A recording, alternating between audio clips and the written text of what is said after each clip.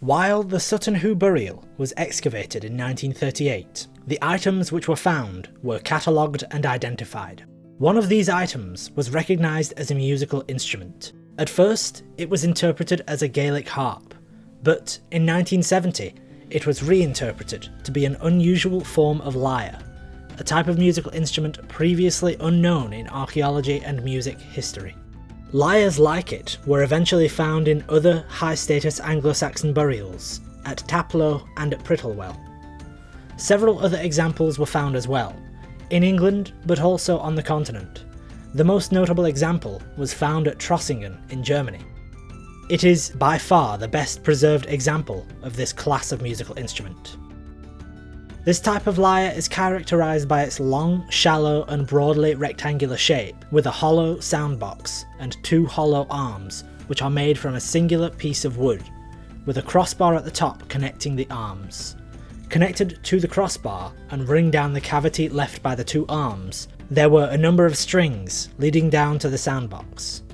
We don't know how many strings these instruments had. We know that the Trossingen lyre had 6, but this may have varied. And we don't know how they were tuned. Modern recreations tend to be tuned to the pentatonic scale, as it is characteristic of early folk music. We also don't know how they were played. Modern players of the instrument either pluck the strings with their fingers or use a bow, as with a violin. For as long as we've known about these lyres, they've been reserved to Germanic contexts in Northern Europe, leading us to name this type of instrument an Anglo-Saxon or Germanic lyre.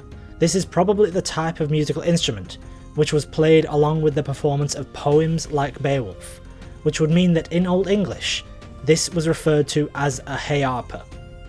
However, a revisiting of Soviet archaeological work changes our understanding of the harp.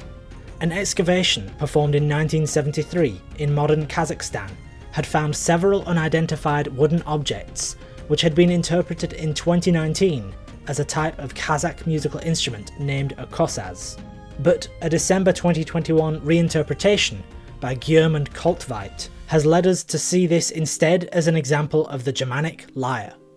The link for this academic article will be in the description. The overall length of this musical instrument is a bit smaller than examples at Trossingen and Prittlewell. About 2/3 of its sound box and only one of its arms has survived, but of what survives, if it were found in Western Europe, it wouldn't at all be out of place to interpret it as a lyre. The resemblance is astonishing.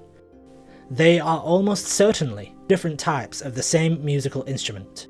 The lyre was found in Jetyesar territory, in the Kizilorda region east of the Aral Sea of Kazakhstan, within the lower basin of the Syadaria River, one of the corridors of the Silk Road, the path of trade routes between Europe and China. So how can we interpret this new lyre? To my mind, there are 3 possibilities. What we know as the Germanic lyre could, from this evidence, be understood as a misnomer. This musical instrument could be culturally spread far wider than just the Germanic world, and it could reflect a shared musical culture between the Germanic world and a larger cultural grouping. This is the interpretation given by Koltveit himself. This would mean that our large quantity found in the Germanic world is simply an error of sampling. That they haven't been found anywhere else isn't because they aren't there, it's because we haven't been looking for them.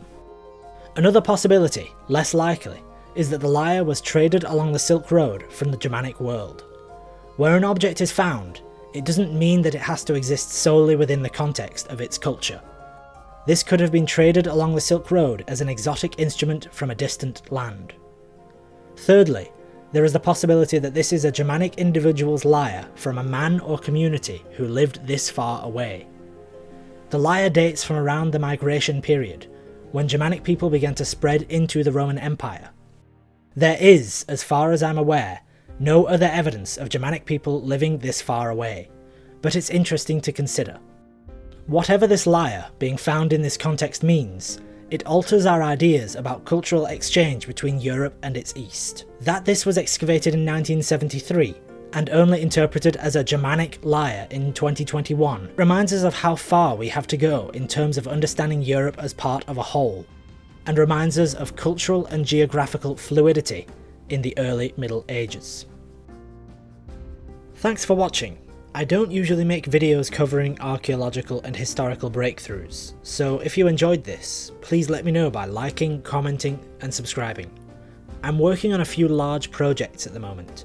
These will take time, but they are coming.